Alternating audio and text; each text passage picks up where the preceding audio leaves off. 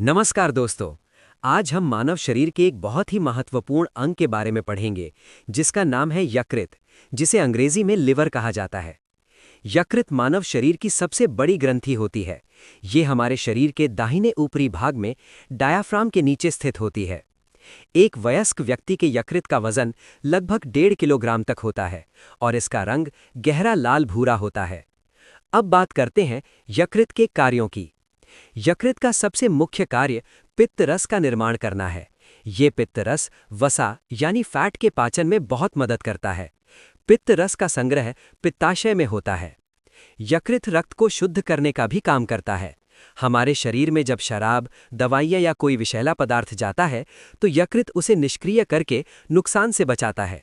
इसलिए यकृत को शरीर का फिल्टर भी कहा जाता है। दोस्तों, यकृत शर्करा के स्तर को नियंत्रित करता है।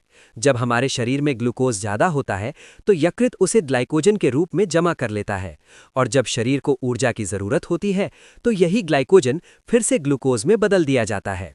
यकृत प्रोटीन के निर्माण में भी अहम भूमिका निभाता है।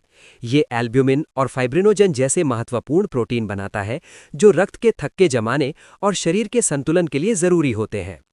इसके अलावा यकृत में कई जरूरी विटामिन जैसे विटामिन ए, डी, ई, के और B12 का भंडारण होता है। साथ ही आयरन और तांबा जैसे खनिज भी यकृत में जमा रहते हैं। भ्रूण अवस्था में यकृत रक्त कोशिकाओं का निर्माण भी करता है। साथ ही यकृत अमोनिया जैसे जहरीले पदार्थ को यूरिया में बदल देता है, जिसे बाद में गुर्दे बाहर निकाल देते हैं। दोस्तों, यकृत से जुड़ी कुछ प्रमुख बीमारियां भी होती हैं, जैसे पीलिया, हेपेटाइटिस, फैटी लिवर और सिरोसिस।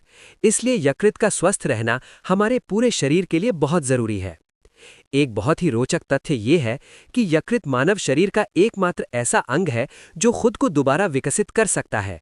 अगर इसका कुछ हिस्सा खराब हो जाए तो ये फिर से बढ़ सकता है। अंत में याद रखने वाली बात यह है कि यकृत शरीर की सबसे बड़ी ग्रंथि है और हमारे शरीर के चयापचय का मुख्य केंद्र है।